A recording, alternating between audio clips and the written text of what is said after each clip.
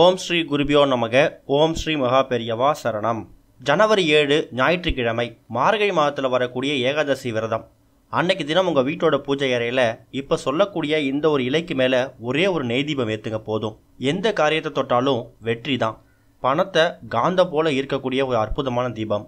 அமாவாசை விரதம், பௌர்ணமி விரதம், சஷ்டி விரதம் மாதிரி ஏகாதசி விரதத்துக்கும் ஒரு தனி மகத்துவம் இருக்குது. எத்தனை விரதங்கள் இருந்தாலும் அத்தனை விரதங்களும் ஏகாதசி விரதத்துக்கு நிகராகாது.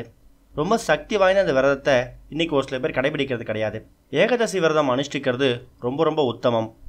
அன்னைக்கு முழுக்க ஒரு சில பேர் சாப்பிடாமையே விரதம் இருப்பாங்க. ஒரு சில பேர் இரவு முழுக்க தூங்காமல் கண் விழிச்சிருப்பாங்க.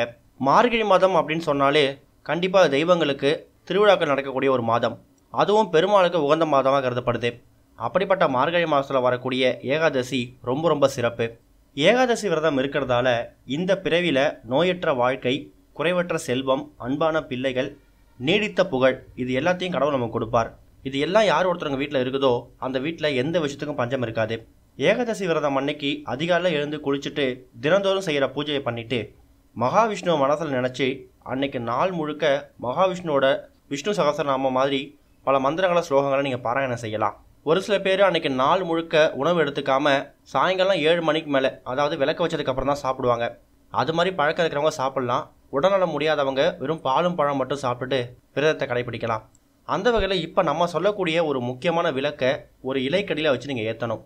அது என்ன இலை அப்படின்னா வெற்றியை தரக்கூடிய வெற்றிலை. 7ஆம் தேதி ஞாயிற்றுக்கிழமை இரவு 10 மணி வரைக்கும் ஏகாதசி திதி இருக்குது. அதனால் இப்போ சொல்லக்கூடிய இந்த தீபத்தை உங்கள் வீட்டில் காலையில் 6 மணி 7 மணி அந்த நேரத்தில் ஏற்றினாலும் சரி, அல்லது மாலை நேரத்தில் ஒரு 6 மணிக்கு ஏற்றினாலும் சரி, ஒரு தட்டு ஒன்று எடுத்துக்கோங்க. அந்த தட்டுக்கு மஞ்சள் குங்குமம் போட்டு வச்சுடுங்க. அதில் ஒற்றைப்படையில் இருக்கிற மாதிரி எண்ணிக்கையில் வெற்றிலை வச்சுக்கோங்க. உதாரணத்துக்கு 3, 5, 7 அப்படி. அந்த வெற்றிலை மேலே ஒரே ஒரு சின்னதாக அகல் விளக்கு ஒன்று. அந்த அகல் விளக்கில் நெய் ஊற்றி தீபம் ஏற்றணும். நெய் முடிஞ்சவங்க ஊற்றி ஏற்றலாம். நெய் ஊற்றி ஏற்ற முடியாது அப்படின்னு நினைக்கிறவங்க தாராளமாக நீங்கள் தினமும் விளக்குக்கு பயன்படுத்தக்கூடிய எண்ணெயை பயன்படுத்தலாம். அதில் ஒரு திரி போட்டு மகாவிஷ்ணு மனசார நினச்சிக்கிட்டு இந்த வெற்றிலை தீபத்தை ஏற்றுங்க.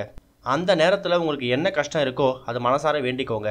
நான் எடுக்கக்கூடிய காரியமெல்லாம் வெற்றியில் முடியணும், எனக்கு வாழ்க்கையில் எந்த தடங்களும் இருக்கக்கூடாது, வெற்றி மட்டும்தான் கிடைக்கணும்னு சொல்லி இந்த வெற்றிலை தீபத்தை ஏற்றுறேன்னு சொல்லி மனசார வேண்டிக்கோங்க. கண்டிப்பாக உங்கள் வாழ்க்கையில் கொஞ்ச நாள்லேயே ஒரு பெரிய மாற்றத்தை பார்க்க முடியும்.